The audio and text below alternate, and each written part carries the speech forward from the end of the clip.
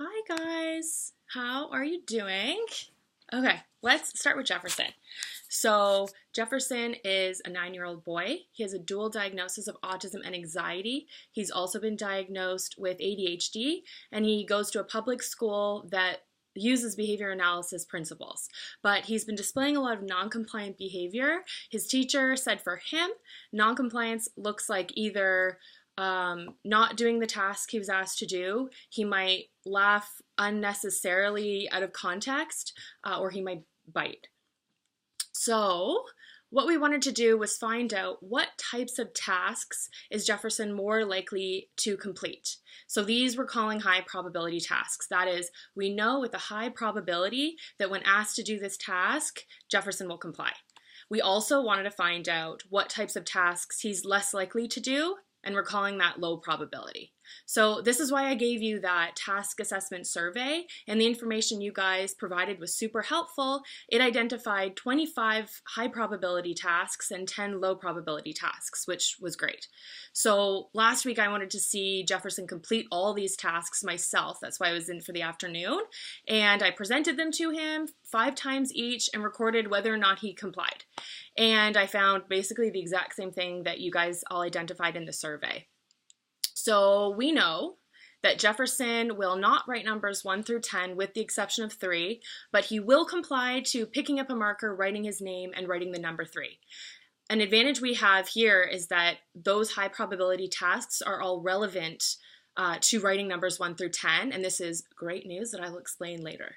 So moving forward, so that we can see if there's any change in Jefferson's behavior down the road, we want to test whether or not where he stands with compliance. And we're going to call this baseline or his starting point.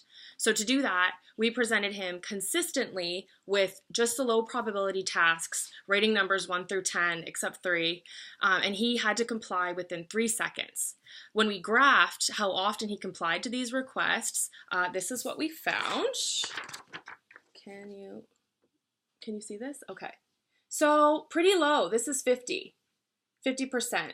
Of tasks that he would comply to, and it's pretty all over the place as well. So that's a good starting point.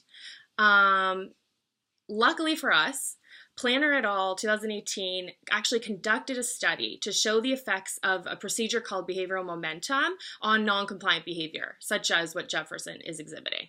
The idea behind behavioral momentum is you'll present Jefferson with 3 high probability tasks followed by the low probability tasks. And I'll give you all the program information later for you to give a read over. But for Jefferson compliance, we're defining as beginning the task within 3 seconds and completing it within a minute. So non-compliance will be if Jefferson does not begin the task in 3 seconds, if he takes longer than a minute to complete, or if he engages in any other behavior that's not related to what was requested of him. So that could be aggression, laughter, stereotypy. So when you implement this with him, what you'll do is you will provide or present on average 3 high probability tasks that are relevant to the low probability task every 3 seconds. The data will outline this for you. Then you'll present him with the low probability task. To give you an example, you'd say, pick up marker. Good job. Write your name. Great. Write number 3. Okay, good. Write number 9. If Jefferson complies with writing number 9, I want you to give him tons of social praise. If he doesn't comply at any time to any of the instructions, you're just moving on to the next instruction in the schedule. So why I was so excited earlier about the relevance of the high probability is that research has shown that when the high probability tasks are relevant or related to the low probability task, there's a higher chance that the learner will comply with the low probability task. So we've lucked out there. At the end, you'll then calculate his percentage of compliance of low probability tasks, and we'll be tracking this progress to see how compliance to low probability increases or not. The reason we've chosen to use behavioral momentum for Jefferson is because other research has shown that this strategy works with children diagnosed with developmental disabilities to increase specifically non-compliance to low probability task demands. So when you use it, there's tons of research showing it used with non-compliance. You can use it with transitions. You can use it with people with developmental disabilities or dual diagnosis. It's been used with feeding disorders, and you can use it at home, at school, in program.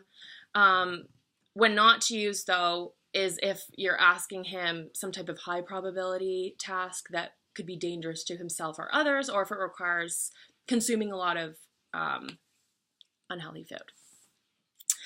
Okay, any questions? If not, that is it, and we'll reconvene later.